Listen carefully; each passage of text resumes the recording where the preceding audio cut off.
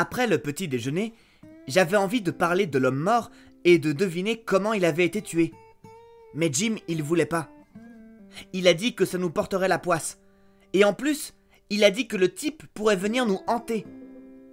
Il a expliqué qu'il y avait plus de risques d'être hanté par un homme qui n'avait pas été enterré que par quelqu'un planté bien tranquille. Ça paraissait plutôt raisonnable, et j'ai plus rien dit. Mais je pouvais pas m'empêcher d'y réfléchir, et j'aurais aimé savoir qui lui avait tiré dessus, et pourquoi. On a fouillé les vêtements qu'on avait trouvés, et on a découvert 8 $ en argent cousus dans la doublure d'un vieux par-dessus. Jim a dit qu'il pensait que les gens de cette maison avaient volé le manteau, parce que s'ils avaient su qu'il y avait de l'argent, ils l'auraient pas laissé là. J'ai dit que je pensais qu'ils avaient aussi tué le type. Mais Jim voulait pas parler de ça. Je lui dis « Bon, tu penses que c'est de la déveine, mais qu'est-ce que tu as dit quand j'ai rapporté la peau de serpent que j'avais trouvée sur le sommet le jour d'avant-hier ? T'as dit que toucher une peau de serpent avec mes mains, c'était la pire déveine du monde.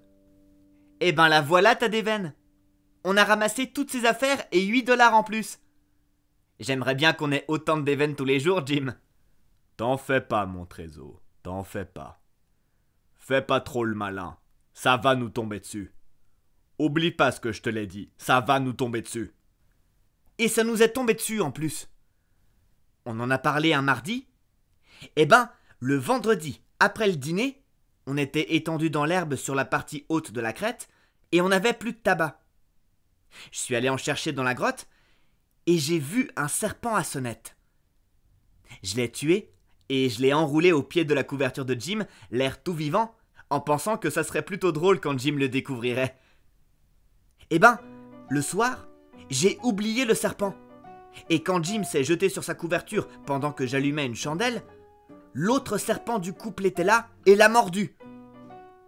Il a bondi en hurlant. Et la première chose qu'on a vue dans la lumière, c'était cette horreur enroulée, prête à sauter une fois de plus. Je l'ai tué sur le champ avec un bâton et Jim, il a saisi la bonbonne de whisky de pape et s'est mis à la vider. Il était pieds nus et le serpent l'avait mordu au talon. Tout ça parce que j'avais oublié que chaque fois qu'on laisse un serpent mort quelque part, son compagnon vient toujours s'enrouler autour de lui. Jim m'a dit de trancher la tête du serpent et de la jeter, puis d'écorcher la bête et d'en faire rôtir un morceau. Ce que je fais, et il le mange et il explique que ça va l'aider à guérir. Il m'a dit aussi d'enlever les sonnettes et de les attacher à son poignet. Il a dit que ça l'aiderait. Alors je me suis glissé dehors sans faire de bruit et j'ai jeté les serpents loin dans les broussailles, car j'allais pas laisser Jim voir tout ça. C'était de ma faute, pas si je pouvais l'en empêcher. Jim, il lampait et il lampait à la bonbonne, et de temps en temps, il perdait la tête et il tournoyait et hurlait. Mais chaque fois qu'il retrouvait ses esprits, il se remettait à lamper la bonbonne. Son pied a enflé plutôt énorme, et sa jambe aussi. Mais peu à peu, le voilà qui commence à être saoul, et je me suis dit alors qu'il allait s'en tirer. Mais j'aurais préféré être mordu par un serpent que par le whisky de pape. Jim est resté couché 4 jours et 4 nuits. Et puis, l'enflure a disparu, et il allait bien. J'ai décidé que plus jamais j'irai tenir une peau de serpent avec mes mains, maintenant que je sais ce que ça peut faire. Jim, il a dit qu'il était sûr que je le croirais la prochaine fois. Et il a dit que tripoter une peau de serpent, c'était une telle déveine que peut-être qu'on n'en était pas encore au bout. Il a dit qu'il préférait voir 1000 fois la nouvelle lune par-dessus son épaule que de prendre une peau de serpent avec ses mains.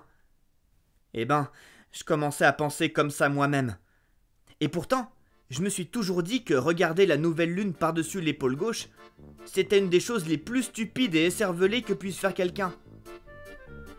Le vieux Hank Bunker, il l'a fait une fois. Et il s'en est vanté. Et en moins de 2 ans, il s'est saoulé et est tombé d'une tour à plomb et s'est tellement aplati qu'il était plus qu'une sorte d'enduit pour ainsi dire. Et ils l'ont glissé sur le côté entre 2 portes de grange à la place d'un cercueil et c'est comme ça qu'ils l'ont enterré, dit-on. Mais je l'ai pas vu en personne. Pape me l'a raconté.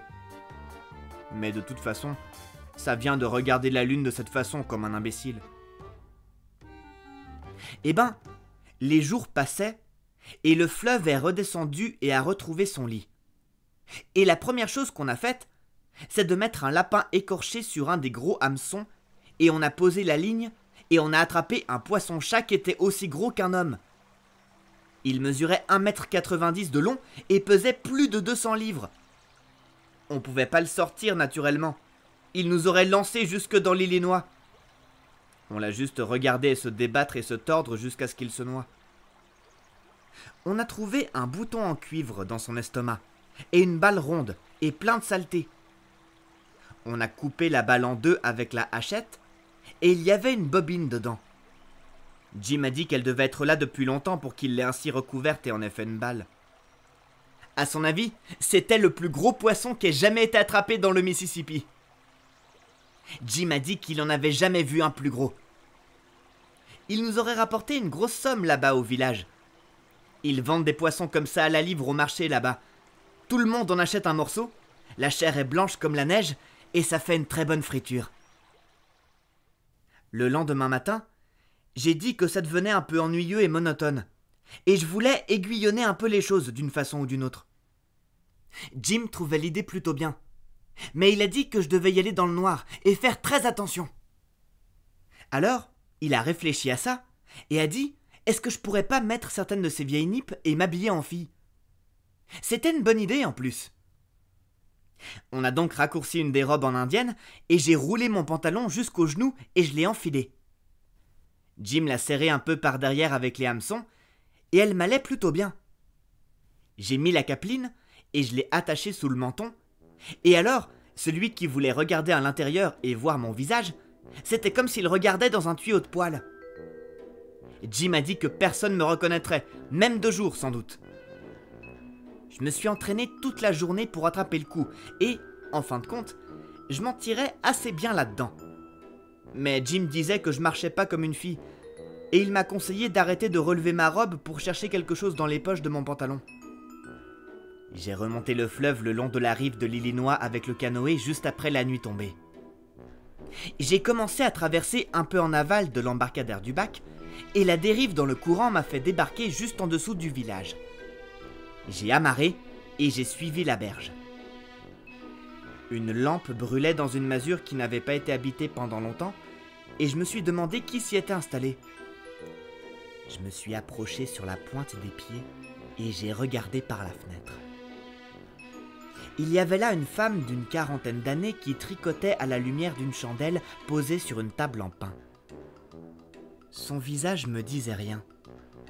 C'était une inconnue, car il n'y avait pas un visage dans ce village que je connaissais pas. En fait, j'avais de la veine, car je commençais à être moins sûr de moi. J'étais un peu effrayé d'être venu.